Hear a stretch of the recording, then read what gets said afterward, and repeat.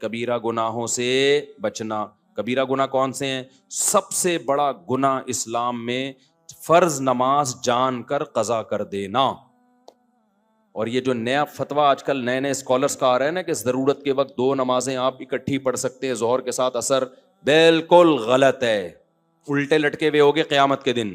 ایسی کوئی حدیث نہیں ہے کہ نبی نے ظہر کا وقت داخل ہوتے ہی، سوائے حج پہ، کہ ظہر کا وقت داخل ہوا اور فوراً آپ نے اثر بھی پڑھ لی ہو. سفر کے بارے میں تو ائمہ کا اختلاف ہے، اس میں بھی یہ قول زیادہ مضبوط ہے دلیل کے لحاظ سے کہ اس میں جمع صورتاً جمع کی ہے، ظہر کو اثر کے قریب لے کر گئے، اثر کو مقدم کیا. لیکن وہ پھر بھی اختلافی مسئلہ، اس پہ میں انشاءاللہ دلائل سے کلپ ریکارڈ کرواؤں گا. لیکن یہ جو آج کل لوگوں نے شروع کر رکھا ہے نا، وہ وہی انجینئر کو سن کے کہ جی ایکچولی یوں ہیں تو شاپنگ کے لیے جانا ہے، قضا کرو گے نماز الٹے لٹکے ہوئے ہوگے. اللہ کہے گا میں نے، تو انجینئر کو فوکس کر رہا ہے، ایک حوالہ اس نے دے دیا، تو میں جو قرآن میں الحمد سے لے کے والناس تک 20 دفعہ کہہ چکا ہوں نمازوں کی حفاظت، نمازوں کی حفاظت، نمازوں کی حفاظت. تو یہ کون سی حفاظت ہے کہ ظہر کا وقت داخل ہوتے ہی آپ اثر بھی پڑھ رہے ہو ساتھ میں، مغرب کو آپ عشاء میں لے کے جا رہے ہو، یا مغرب کا وقت داخل ہوتے ہی عشاء بھی پڑھ رہے ہو؟ یہ حفاظت ہے، یہ ضائع کرنا ہے. یہ عبداللہ بن مسعود کہتے ہیں جب قرآن کہتے ہیں نا ہر نماز کی حفاظت کرتے ہیں ایمان والے، تو حفاظت کا مطلب کیا ہے؟ ہر نماز اپنے ٹائم پہ پڑھنا. سمجھتے ہو کہ نہیں سمجھتے؟ تو یہ کوئی عذر نہیں ہے کہ آپ کو کسی نے ریفرنس دے دیا اور آپ نے فوراً فتویٰ چینج کر لیا. تو یہ ریفرنس کی آپ ڈیپ میں گئے ہو. پرسوں 3 دن پہلے میرے پاس بندہ آ گیا کہ جی نبی نے ظہر اثر اکٹھی پڑھی ہے ظہر کے وقت میں. میں نے کہا کون سی حدیث ہے؟ دکھایا تو عربی میں وہ الفاظ نہیں تھے. کمبختوں تم تو ترجمے دیکھ دیکھ کے اپنا ایمان ضائع کر رہے ہو. میں نے کہا عربی الفاظ دکھاؤ مجھے. عربی میں ایسا کوئی لفظ نہیں تھا، ترجمے میں کیا ہوا تھا کسی نے. تو یہ تو آج کل لوگوں کے نماز کا یہ بیڑا غرق کر دیا ہے. تو اللہ میاں قرآن میں ایویں ہی کہہ رہے ہیں کہ حافظوا علی الصلوات والصلاۃ الوسطیٰ، کہ نمازوں کی حفاظت کرو. اس کا کیا مطلب ہے؟ 2 نمازیں اکٹھی پڑھو؟ حفاظت کا مطلب ہر نماز اپنے ٹائم پہ پڑھو، آگے پیچھے نہ ہونے دو. اور پھر اللہ اسپیشل کہہ رہے ہیں خاص طور پر عصر کی نماز آپ نے اسی کا بیڑا غرق کر دیا، ظہر کے ساتھ ملا دیا آپ نے. تو یہ قرآن کی یہ نصوص، میدان جنگ میں اللہ نماز کو ٹائم سے ٹالنے کی اجازت نہیں دے رہا، میدان جنگ. اور آپ شاپنگوں میں لوگوں کو کیا کہہ رہے ہو؟ اور کہہ رہے ہو اکیڈمی میں ایکچولی تھوڑا ہمارے بھی کبھی کبھار مصروف ہوتے ہیں. وہ جو عبداللہ بن عباس کی حدیث ہے نا، اس کا میں مطلب بتاؤں گا انشاءاللہ. اس میں بہت خیانتیں کی ہیں ترجمہ کرنے میں اور اس کی تفسیر کرنے میں. ان کے شاگرد نے اس کا کیا مطلب بتایا. ان کا شاگرد کہہ رہے عبداللہ بن عباس ظہر کو عصر کے قریب لے کر گئے اور عصر کو مقدم کیا. یہ ان کا شاگرد کہہ رہا ہے کہ میرا خیال ہے ایسے کیا. اس کا ترجمہ انجینئر صاحب نے کیا کہ کوئی حنفی بیٹھا ہوا تھا، اس نے یہ تعویل کر دی. پھر کہہ رہا ہے کہ میں عبداللہ بن عباس کو فالو کرتا ہوں، کسی اور کو نہیں. عبداللہ بن عباس نے یہ کب کیا کہ ظہر کا وقت داخل ہوتا ہی اثر پڑھ لی ہے، یا ظہر کو اثر تک قضا کیا ہے؟ یہ کب کیا ہے؟ ان کا شاگرد جو بتا رہا ہے اس کو آپ کہہ رہے ہو کہ میں وہ حنفی تھا کوئی شاگرد ان کا. فضول قسم کی. جس آدمی کو انزائٹی کا پیشنٹ ہو، جس کو پتہ ہی نہیں کہ اوٹ پٹانگ پھینکے جا رہا ہے، اور میں اللہ کی قسم مجھے اس پہ تعجب نہیں ہوتا، وہ جو سامنے بیٹھے ہوئے مکھنچو ہیں مجھے ان پہ تعجب ہوتا ہے. یار لپیٹنے کی بھی تو کوئی حد ہوتی ہے.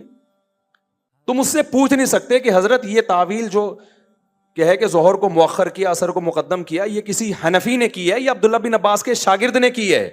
شاگرد نے کی ہے. تو شاگرد استاذ کی بات کو زیادہ سمجھتا ہے یا 1500 سال کے بعد ایک جہلم میں بیٹھا ہوا انجینئر عبداللہ بن عباس کو زیادہ سمجھتا ہے؟ سمجھ میں آ رہی ہے بات کہ نہیں آ رہی ہے؟ پھینکے جاؤ پبلک بیٹھی ہے کیچ کرنے کے لیے. ہمارے ایک استاذ تھے، اللہ ان کی مغفرت کرے اگر انتقال ہو گیا. استاذوں کے بارے میں ایسی بات کرنی تو نہیں چاہیے، لیکن اب کسی کو کیا پتا، وہ کرتے تھے اس طرح کی باتیں نا تو پھر طلبہ مذاق اڑاتے تھے. وہ کیا کرتے جب کلاس میں آتے نا تو اپنی تعریفیں بہت زیادہ کرتے تھے. وہ تھے قابل استاذ لیکن بہت زیادہ کرتے تھے. میں یوں ہوں، میں یوں ہوں، میں یوں ہوں، میں یوں ہوں، پھر بولتے رہتے. تو میں نے ایک دن ایک لڑکے کو دیکھا وہ یوں یوں کر رہا ہے بیٹھ کے نا، یوں یوں یوں. میں نے کہا یہ کیا کر رہا ہے بھائی تو؟ وہ لڑکا بھی میں جانتا ہوں یہاں بیان میں بھی بیٹھا ہوا ہے، اب وہ تو ہمارا دوست اب تو بڑا ہو گیا، وہ بچے جوان ہو گئے اس کے، تو وہ یوں یوں کر رہے ہیں نا. میں نے کہا کیا کہہ رہے ہیں یار؟ یہ پھینک رہے ہیں، میں لپیٹ رہا ہوں. وہ پتنگ میں نہیں مانجا پھینک، میں لپیٹ رہا ہوں. اچھا یوں ڈیسک کے نیچے کر کے لپیٹ رہا ہوتا تھا. تو میں نے کہا یہ تو ایسا نہیں کرو یار. کہتے ہیں بھائی ایک دن ان کی تعریف ہم نے سن لی، 2 دن ہو گئے، 3 دن ہو گئے یار، اب اتنا دنیا میں نیک کہ یہی ٹیچر ایک پیدا ہوئے ہیں. ٹیچر واقعی قابل تھے لیکن بہت زیادہ کرنے لگے تھے نا، تو ہمیں بڑی ہنسی آئی. تو اگلا پھینکے جا رہا ہے، آپ بیٹھ کے کیا کر رہے ہو؟ لپیٹے. نبی حضرت صفیہ کو بخاری میں ہے کہ گھر چھوڑنے کے لیے گئے، یعنی مسجد سے باہر نکل ابے تو ترجمہ دیکھ لو اس کا, اور ترجمہ بھی غلط ہو سکتا ہے, عربی الفاظ تو دیکھو نا, تم علماء سے تو پوچھو. ظہر کے ساتھ اثر اکٹھی ہو رہی ہے, مغرب کو ڈیلے کیا جا رہا ہے, اور دلیل وہ عبداللہ بن عباس کی دی جا رہی ہے کہ میری امت حرج میں نہ پڑے. اور یہ بھی کہا جا رہا ہے کہ اگر ہر نماز اپنے ٹائم پہ ہی پڑھنی تھی تو اس میں آسانی کیا ہوئی؟ او بھائی آسانی اس میں ہے کہ آپ کو 2 نمازوں کے لیے 2 دفعہ آنا ہے, اب ایک ہی دفعہ میں 2 نمازیں نمٹ جائیں گی, تو یہ آسانی نہیں ہے, تو کامن سینس کی بات ہے. کسی دن کسی ضرورت سے امام صاحب یہ کریں کہ ظہر کو عصر تک لے گئے, عصر کے قریب ظہر پڑھ لی اور کہا عصر کا وقت داخل ہوتا ہے ایسے بھی پڑھ لیں گے, تو بڑی سہولت ہو جاتی ہے اس سے. تو کبھی کبھار اگر کوئی ایسا کر لے کوئی حرج نہیں ہے, تو نبی نے بھی ایسا اسی لیے کیا ہے کہ کبھی کبھار کر لیا جائے تو کوئی حرج نہیں ہے, لیکن اس میں ہر نماز اپنے ٹائم پہ ہی پڑھی ہے. سمجھتے ہو کہ نہیں سمجھتے؟ یہ کہاں لکھا ہوا کہ قضا کی ہے وہ؟ تو میں ان پہ پورا کلپ ریکارڈ کرواؤں گا. تو ابھی تو صرف یہ بتانا ہے کہ ابھی جب آپ وہاں اکیڈمی میں بیٹھا کریں تو یوں کیا کریں, یوں جب بھی بولے کریں ٹھیک ہے, لپیٹنے کے لیے بہترین چیز ہے, صحیح ہے نا. باقی متاثر نہ ہوا کریں, یہ ریسرچ بھائی اٹ از کالڈ ریسرچ, وہ کوئی ریسرچ نہیں ہے. عبداللہ بن عباس سے سنن نسائی میں خود یہ تعویل منقول ہے کہ ظہر کو مقدم کیا, ظہر کو مؤخر کیا, عصر کو مقدم. اور دوسری کتابوں میں ان کے شاگرد کہہ رہے ہیں کہ ایسا کیا ہے, تو ان کو کہہ رہے ہیں وہ کسی حنفی نے بول دیا ہوگا میں تو ابن عباس کو فالو کرتا ہوں. ابن عباس کو آپ فالو نہیں کر رہے, آپ ابن عباس پر وہ چیز تھوپ رہے ہو جو آپ کی اپنی ذاتی رائے ہے, جس سے عبداللہ بن عباس بری ہیں. سمجھتے ہو کہ نہیں سمجھتے؟ تو ہر نماز, کیونکہ مجھے لوگوں نے بتایا کہ دفتروں میں لوگ شروع کر دی ہے ظہر کے ساتھ اکٹھی عصر بھی پڑھ رہے ہیں, تو یہ اللہ جو کہہ رہا ہے عصر کی حفاظت کرو, اور میدان جنگ میں بھی اللہ نمازوں کے طریقے بتا رہا ہے, تو یہ اس تکلف کی کیا ضرورت تھی؟ تو یہ نماز اپنے ٹائم پہ پڑھو, ایک ہی چیز رہ گئی ہے. تو اس لیے اللہ نے کیا فرمایا, والذین یجتنبون کبائر الاثم, تو کبیرہ گناہوں سے بچتے ہیں. کبیرہ میں سب سے پہلے نماز کا ضائع کرنا ہے, دوسرا زنا کرنا, قتل کرنا, ماں باپ کو بولو منہ سے جلدی لو, ماں باپ کو ستانا, تکلیفیں پہنچانا, پھر چوری کرنا جس پہ حد جاری ہوتی ہے, اور ہومو سیکسولیٹی یہ بھی کبیرہ گناہ ہے, اور سود کھانا, بینک میں جاب کرنا سودی بینک میں, کیونکہ آپ سود میں تعاون کا ذریعہ بن رہے ہیں. علماء کہتے ہیں کبیرہ گناہ وہ گناہ ہے, ہر وہ گناہ جس پہ جہنم کی وعید ہو یا اللہ اس کے رسول کی طرف سے لعنت ہو. تو نبی نے سود دینے والے لینے والے پر بھی لعنت, سودی لین دین پہ گواہ بننے والے پر بھی لعنت, سودی لین دین کے کو لکھنے والے پر بھی لعنت کی ہے. تو یہ بھی کبیرہ گناہ میں داخل ہے. انشورنس میں جاب کرنا, انشورنس کیونکہ وہ سود اور جوئے کا مجموعہ ہے, وہ بھی کبیرہ گناہ میں داخل ہے. عورت کا کبھی کبھار بے پردگی ہو جائے تو صغیرہ, مکمل مسلسل بے پردہ رہنا مسلسل جیسے کہ عادت ہی ہوتی ہے, تو وہ کس میں داخل ہے؟ منہ سے پھوٹ, کبیرہ میں داخل ہے. کبھی بد نظری ہو گئی غلطی سے, صغیرہ میں داخل ہے. بد نظری کی عادت پڑ جانا, بولو کبیرہ میں داخل ہے. ہینڈ پریکٹس کا بھی ایسا ہی مسئلہ ہے, کبھی کسی سے غلطی سے ہو گیا, بہت زیادہ غلبہ تھا اس کے اوپر, غلط کیا اس نے, توبہ استغفار کرے, لیکن وہ کبیرہ میں نہیں آئے گا. لیکن یہ کام جو کرتا ہے ایک دفعہ نہیں ہوتا, اس سے یوز ٹو ہوتا ہے. تو جب آپ یوز ٹو ہو گئے تو یہ کس میں آ گیا؟ صغیرہ گناہ کا جب اصرار ہونا, کرتے رہو, تو وہ کبیرہ میں داخل ہو جاتا ہے. وہ سمجھتے ہو کہ نہیں سمجھتے؟ اسی طرح اور بہت سارے گناہ, رشتہ داری توڑنا, 1 سال ہو گیا بہن سے بات نہیں ہو رہی, 1 سال ہو گیا سگے بھائی سے منہ بنایا ہوا ہے, پھپھو سے منہ بنایا ہوا ہے, خالہ, یہ جو محرم رشتے ہیں یہ ان سے صلہ رحمی فرض ہے. کبھی کبھار ہو جاتی ہے اونچ نیچ, اتنے لمبے عرصے کے لیے قطع تعلق کر لیتے ہیں, تو یہ بھی کس میں داخل ہے؟ رشتہ داری توڑنا اسلام میں چھوٹا گناہ بولو نہیں ہے. تو یہ موٹے موٹے گناہ ہیں. کبھی کبھار کسی کی ہلکی پھلکی غیبت ہو گئی, صغیرہ میں داخل ہے. غیبت کا تعلق اس سے ہے کہ غیبت کر کے اگلے کو ذلیل کتنا کر رہے ہو. تھوڑی سی انسلٹ ہوئی تو صغیرہ, بڑی انسلٹ ہوئی تو کبیرہ. سمجھ رہے ہو؟ اس کی مثال ایسے ہے, ایک آدمی نے کہیں ہلکا سا چھوٹا سا کوئی جرم کر لیا, معمولی سا, آپ نے دیکھ لیا اس کو, آپ نے لوگوں کو بتا دیا, اللہ نے اس پہ پردہ ڈالا ہوا تھا, آپ نے بتا دیا کہ یہ جو ہے نا گھنٹی بجا کے بھاگ رہا تھا, ایک مثال دے رہا ہوں. تو اس سے کوئی زیادہ ذلیل نہیں ہو جائے گا سوسائٹی میں, تو یہ غیبت بھی صغیرہ کہلائے گی. لیکن آپ نے اس کو زنا کرتے ہوئے دیکھ لیا یا کوئی اور جرم کرتے ہوئے, اللہ نے اس کے گناہ پہ کیا ڈالا ہے؟ پردہ. تو اسلام بھی کہتا ہے کیا ڈالو, اس کو سمجھاؤ جا کے, آپ دنیا میں کیوں ذلیل کر رہے ہو؟ آپ نے جا کے فوراً لوگوں کو بتا دیا یہ کر رہا ہے, یہ جتنا بڑا جرم زنا ہے نا، اس سے بڑا جرم آپ نے کر لیا، اور اب اپنے ذلیل ہونے کے لیے تیار ہو جاؤ. سمجھ رہے ہو؟ حدیث میں آتا ہے کہ جو کسی کی مصیبت پہ خوش ہوتا ہے نا، اس کا خطرہ ہے کہ اللہ اس کو اس عذاب میں ڈال دے. مصیبت ہی ہے نا، زنا کر لیا اس نے. آج میڈیا پہ کیسے چیزیں وائرل کرتے ہیں، خفیہ ویڈیو لیک ہو گئی، ہوٹل کی ویڈیو لیک ہو گئی، فلانے کی خفیہ ویڈیو لیک ہو گئی. کمال کی بات ہے، لیک ہونے والے کو کوئی برا نہیں کہہ رہا، لیک کرنے والے کو کوئی برا نہیں کہہ رہا ہوتا. کیا دنیا میں سارے ایسے ہیں کہ وہ ان کا کبھی کوئی چھپ کے کوئی گناہ ہی نہیں کیا انہوں نے؟ اگر اللہ سب کو ایکسپوز کر دے. عامر لیاقت کی بیوی نے کیا کیا تھا، اس کی برہنہ ویڈیو شائع کر دی. اس وقت سارے کلپ عامر لیاقت کے خلاف بن رہے تھے. میں حیران تھا، اس کی بیوی کو کوئی کچھ نہیں کہہ رہا. کتنی بڑی مجرم تھی وہ عورت، کتنی ذلیل عورت تھی وہ، کہ جو میاں بیوی کے خاص معاملات ہوتے ہیں اس میں وہ بے شرم عورت جو ہے اس کے بغیر کپڑوں کی ویڈیو وائرل کر رہی ہے، اور لوگ اسے ایک لفظ کہنے کے لیے تیار نہیں ہے. سارا نزلہ عامر لیاقت پہ اتار رہے ہیں. تو یہ ہماری سوسائٹی کا نا بہت بڑا عیب ہے کہ جو گناہ کچھ وائرل کر رہا ہے اس کو ایک لفظ نہیں بولا جاتا، اور سارا نزلہ اس پہ جو چھپ کے گناہ کر رہا ہے. جو چھپ کے کر رہا ہے تو شریعت نے تو اس پہ پردہ ڈالنے کا حکم دیا ہے.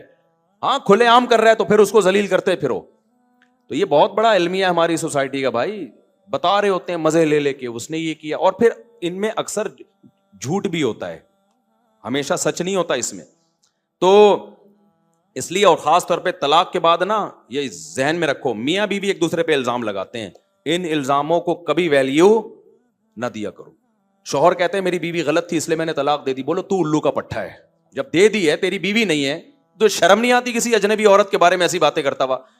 بس نہیں اچھی تھی تو نے چھوڑ دیا نا، تیرا کام تھا کر لیا. اب کیوں بول رہا ہے کہ وہ ایسی تھی وہ ویسی تھی؟ میڈیا پہ جب بھی کوئی بغیرت آیا کرے نا، طلاق دے کے بولا کرے میری بیوی نے یہ کیا اس لیے میں نے چھوڑا، اس بغیرت گالیاں لکھ کے دیا کرو. گالیوں کا اثر پڑتا ہے. آپ سمجھ رہے ہو کہ اس پہ اثر نہیں ہوگا؟ ہوگا اثر. جب گالیاں جائیں گی نا دبا کے، وہ پڑھے گا کمنٹس، اس کی نیندیں اڑیں گی، بولے گا میں نے غلط کر دیا.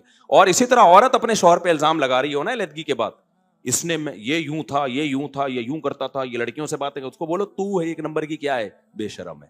جب تیرا میاں نہیں ہے تو تجھے کیا لینا دینا؟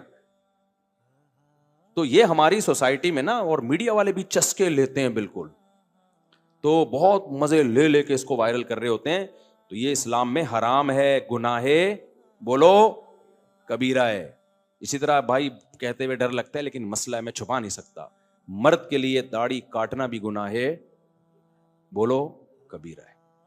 یہ بھی گناہ کبیرہ میں آتا ہے، تغییر خلق اللہ میں آتا ہے. عورت کا آئی بروز بنانا گناہ ہے، بول دو نا کبیرہ ہے، کیونکہ نبی نے لعنت کی ہے. ہاں کسی عورت کی آئی بروز بہت زیادہ گھنی ہو اور آپس میں بہت زیادہ ملی ہوئی ہو تو پھر اتنا سیٹنگ کی جا سکتی ہے کہ اس کو نارمل حالت، بیوٹی کی نیت سے نہیں، عیب دور کرنے کے لیے اس کو نارمل کنڈیشن پہ لایا جا سکتا ہے. اس کی مثال ایسے ہے کہ جیسے دانتوں میں جو خلا پیدا کرے گا نا بیوٹی کے لیے، نبی نے اس عورت پہ لعنت کی ہے. عرب کے میں ایسا ہوتا تھا، خواتین کیا کرتی تھی اس زمانے میں بھی، ڈینٹسٹ ہوتے تھے تو دانتوں میں نا خلا پیدا کرواتی تھی، کیونکہ دو دانت میں اگر بیچ میں گیپ ہو تھوڑا سا، بعض لوگوں پہ اچھا لگتا ہے نا، بول دو اچھا لگتا ہے، وہ بعضوں کے نہیں بھی لگتا. تو نبی نے لعنت فرمائی، المتفلجات، وہ عورتیں جو دانتوں میں گیپ پیدا کرواتی ہیں ان پر اللہ کی لعنت. کیوں؟ اللہ کی بنائی ہوئی تخلیق کو کیا کر رہی ہیں؟ چینج. دانتوں کی سیٹنگ آپ چینج نہیں کر سکتے.